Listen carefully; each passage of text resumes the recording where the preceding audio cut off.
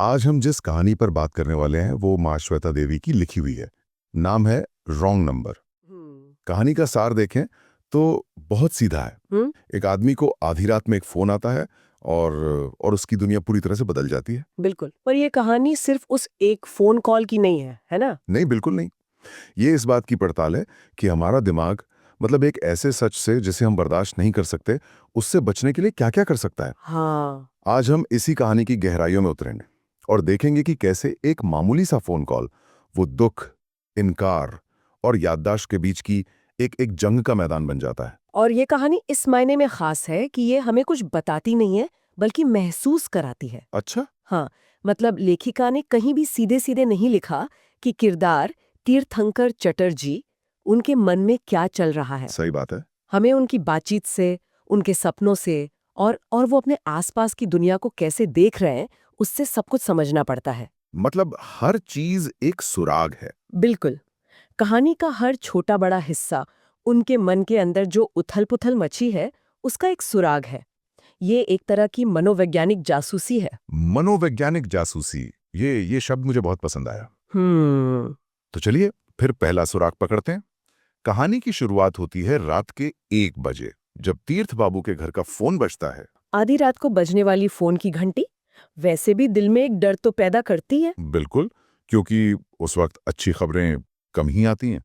Phone एक connection का जरिया है, पर रात के अंधेरे में वही कनेक्शन एक खतरे का संकेत बन जाता है। और खतरा आता भी है। हाँ, दूसरी तरफ से एक एक सपाट सी आवाज आती है, अस्पताल से बोल रहा हूं, आपका पेशेंट अभी अभी मर गया।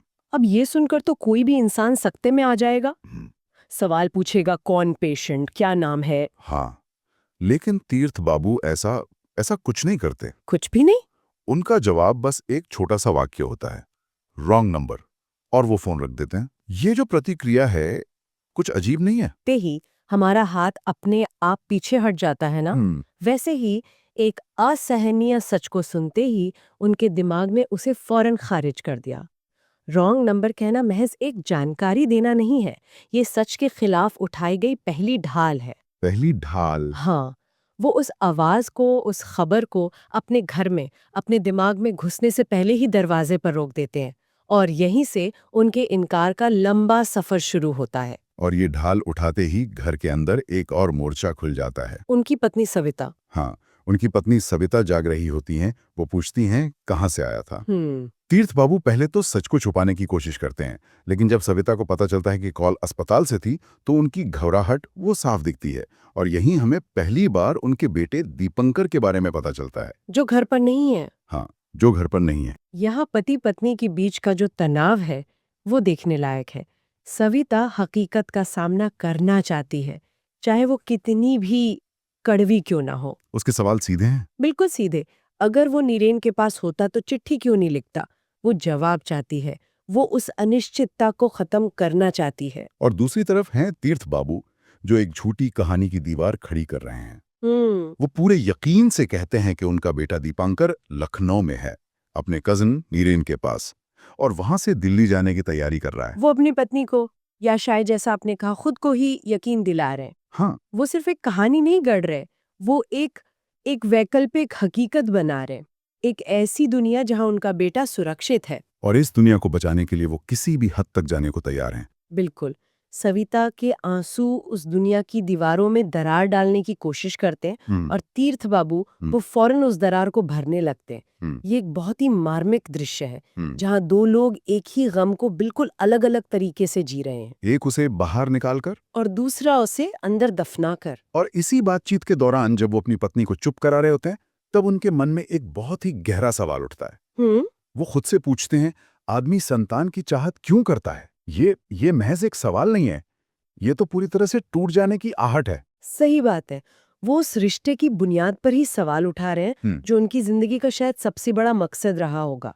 बिल्कुल। ये उनकी बेबसी की इंतहा है। वो उस प्यार पर सवाल उठा रहे हैं, हम्म। जो अब उनके लिए असहनीय दर्द का कारण बन गया है। जैसे कोई किसान पूछे कि मैंने बीज बोया ही क्यों था। क्या खूब कहा, बिल्कुल वैसा ही। ये सवाल उनके अंदर के तूफान को दिखाता है, एक ऐसा तूफान जिसे वो बाहर नहीं आने दे रहे हैं, घर के अंदर तो उन्होंने सच को दबा दिया है, लेकिन क्या वो सच में दब गया है? नहीं, बिल्कुल नहीं, क्योंकि जो तूफान अंदर दबाया जाता है वो बाहर की दुनिया को देखने का नजरिया ही बदल देता है। हम्म। और तीर्थ बाबू के साथ भी ठीक यही होता है। उन्हें अचानक महसूस होने लगता है कि ये शहर कलकत्ता, जिसमें वो सालों से रह रहे हैं, अब उनका अपना शहर नहीं रहा, ये एक गलत शहर है। एक रॉन्ग सिटी। यहाँ पर कहानी एक बहुत ही दिलचस्प मनोवैज्ञानिक मोड़ लेती है। शहर की सड़कें, मैदान, मॉन्यूमेंट्स सब कुछ अपनी जगह पर है, कुछ भी नहीं बदला। कुछ भी नहीं। लेकिन तीर्थ बाबू को ऐसा लग रहा है जैसे वो किसी गलत ट्रेन में चढ़ गए थे और किसी अनजान शहर में उतर गए। ये एक बहुत ही क्लासिक मनोवैज्ञानिक स्थिति है, जिसे कभी-कभी क्या कहते हैं उसे, डीरियलाइजेशन। बिल्कुल, डीरियलाइजेशन। मतलब ये कि जब कोई इंसान बहुत ज्यादा सदमे या तनाव में होता है, तो उसका दिमाग उसे उस हकीकत से बचाने के लिए एक तरह का फिल्टर लगा देता है। अच्छा। उसे अपने आसपास की दुनिया असली नहीं लगती, जैसे कोई फिल्म चल रही हो या कोई सपना हो। तो तीर्थ बाबू का मन इतना टूट चुका है कि वो बाहरी दुनिया से जुड़ ही नहीं पा रहा। हाँ, और इसीलिए उन्हें अपना जाना पहचाना शहर भी पराया और गलत लग रहा है। और इसी एहसास के साथ वो एक अदृश्य ऑपरेटर की कल्पना करते हैं। एक आवाज जो उन्हें लगातार कह रही है, wrong number, wrong city, wrong hope. ये ऑपरेटर कौन है? ये ऑपरेटर कोई और नहीं बल्कि उनका अपना ही अचेतन मन है। उनके अंदर की ही आवाज। बिल्कुल, उनके दिमाग का वो हिस्सा जो सच जानता है, लेकिन उनका चेतन मन उस सच को मानने से इनकार कर रहा है। तो ये अदृश्य ऑपरेटर एक तरह से उन्हें ताना मार रहा है, और खासकर वो आखिरी शब्द, रॉन्ग होप। हाँ, रॉन्ग होप, यानी गलत उम्मीद। उनका मन खुद उन्हें बता रहा है कि जिस उम्मीद के सहारे वो जी रहे हैं वो झूठी है, गलत है, पर वो उसे छोड़ भी नहीं पा रहे। ये एक बहुत ही क्रूर दिमागी खेल है जो वो खुद अपने साथ खेल रहे हैं। इस दिमागी खेल से परेशान होकर और ये मानकर कि शायद वो बीमार हो रहे हैं, वो अपनी दोस्त के पास जाते हैं। मनोचिकित्सक मनोज। हाँ, जो एक मनोचिकित्सक है। तो ये एक तरह से मदद मांगने की कोशिश है ना। हाँ, और मनोज एक बहुत ही दिलचस्प काम करता है। वो तीर्थ बाबू की सारी बातें एक टेप रिकॉर्डर पर रिकॉर्ड कर लेता है। ये एक बहुत शक्तिशाली तकनीक है, क्योंकि जब हम बोलते हैं तो अक्सर हम खुद अपनी बातों पर ध्यान नहीं देते, लेकिन जब वही बातें किसी और माध्यम से हम तक वापस आती हैं तो उनका असर बिल्कुल अलग होता है। और वही होता भी है। जब मनोज टेप को दोबारा चलाता है तो तीर्थ बाबू अपनी ही एक थकी हुई, हारी हुई धीमी आवाज सुनते हैं। और वो आवाज कह रही थी, मुझे लगता है घर मेरा नहीं है, मैं रॉन्ग एड्रेस पर आ गया हूँ, it is a wrong city. अपनी ही जुबान से अपनी टूटी हुई दुनिया की कहानी सुनना, ये तो एक आईना देखने जैसा रहा होगा। बिल्कुल, एक ऐसा आईना जिसने उनके अंदर की सच्चाई को बिना किसी लाग लपेट के उनके सामने रख दिया। अब वो इस बात से इनकार नहीं कर सकते थे कि उनके साथ कुछ बहुत गड़बड़ है। ये उनकी मानसिक स्थिति का एक सबूत था, उनकी अपनी ही आवाज में। हाँ। और शायद इसी वजह से जब मनोज उस असल मुद्दे पर आने की कोशिश करता है, जिसे तीर्थ बाबू दबा रहे हैं, वो एकदम से भड़क उठते हैं। हाँ, मनोज बस कहना शुरू करता है, तुम्हारा लड़का तो, और तीर्थ बाबू उसकी बात काटकर चिल्लाने लगते हैं। बिल्कुल, वो कहते हैं मेरा लड़का दीपंकर अपने कजिन के पास लखनऊ में है, वहां से दिल्ली पढ़ने जाएगा। ये गुस्सा असल में उनका डर है। उनका डर है।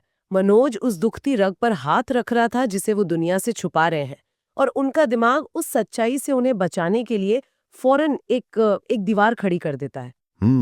मनोज का सिर्फ ओ गॉड कह पाना ये दिखाता है कि वो एक डॉक्टर और एक दोस्त के तौर पर कितना बेबस महसूस कर रहा है। वो देख सकता है कि उसका दोस्त हकीकत से कितनी दूर जा चुका है। मनोज उन्हें नींद की कुछ गोलियां देकर भेज देता है, और उस रात दवा के असर से तीर्थ बाबू एक गहरा सपना देखते हैं। एक ऐसा सपना जो उन्हें अक्सर आता है। हाँ, और इस सपने की तस्वीरें बहुत अजीब और सांकेतिक हैं। सपना उनके दबे हुए गम को बाहर निकालने का एक रास्ता बन जाता है।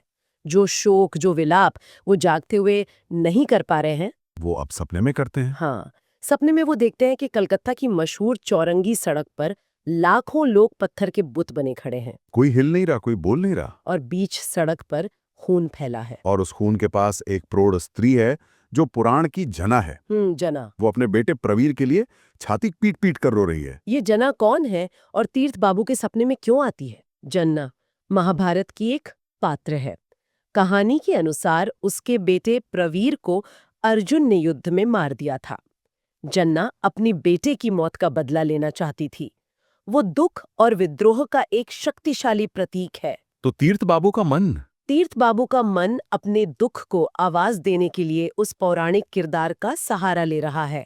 जन्ना का दुख असल में तीर्थ बाबू का अपना दुख है। जन्ना का विलाप उनका अपना विलाप है। जिसे वो असल जिंदगी में करने की इजाजत खुद को नहीं दे सकते। बिल्कुल। और कमाल की बात यह है कि सपने में भी रॉन्ग सिटी का ख्याल उनका पीछा नहीं छोड़ता। जब वो जन्ना को इस तरह विलाप करते हुए देखते हैं तो वो कहना चाहते हैं, she is in the wrong city. वो जन्ना के बारे में ऐसा इसलिए सोचते हैं क्योंकि वो असल में अपने बारे में सोच रहे हैं। अच्छा। वो जन्ना के दुख के साथ इतनी गहराई से जुड़ जाते हैं कि उन्हें लगता है कि जैसे मैं इस शहर में अकेला और गलत हूँ, वैसे ही ये औरत भी अपने दुख के साथ इस पत्थर के शहर में अकेली और गलत है। लेकिन ये सपना भी टूट जाता है। असल दुनिया का फोन एक बार फिर बज उठता है। फोन की घंटी उन्हें सपने के उस रॉन्ग सिटी से खींचकर हकीकत के कलकत्ता में वापस ले आती है। वो कांपते हुए हाथों से रिसीवर उठाते हैं। और इस बार कॉल में कोई अस्पष्टता नहीं है। पिछली बार की तरह अस्पताल या आपका पेशेंट जैसे शब्द नहीं है। नहीं, इस बार दूसरी तरफ से एक आदमी, बोस, अपना नाम बताता है, तीर्थ बाबू का नंबर कंफर्म करता है और फिर साफ साफ कहता है, दीपांकर की लाश died of injuries, body has been cremated. नाम सही, नंबर सही, खबर बिल्कुल साफ।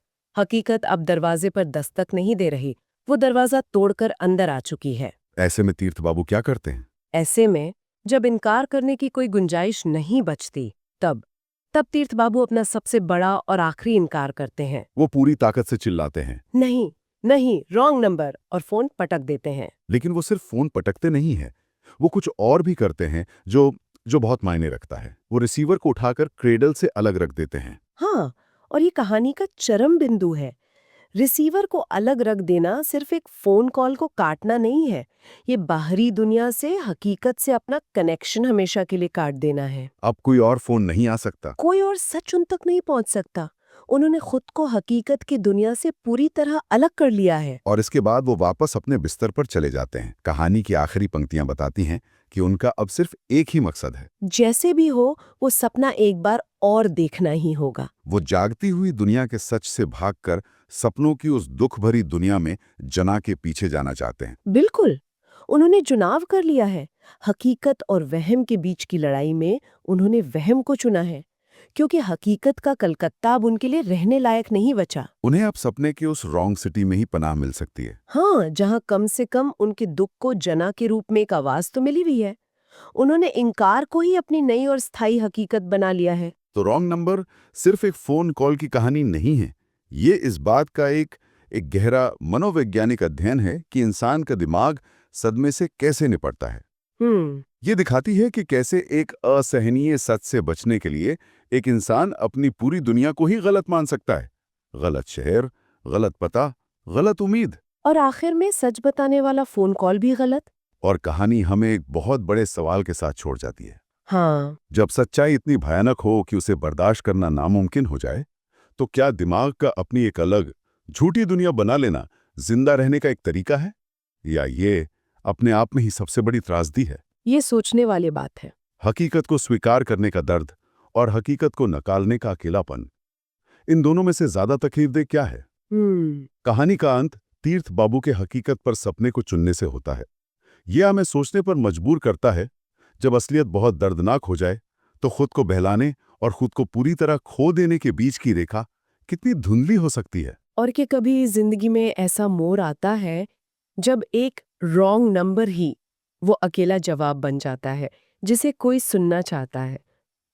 शायद यही सवाल इस कहानी को इतना यादगार बना देता है, जो इसे पढ़ने के बहुत बाद तक हमारे जहन में गूंजता रहता है।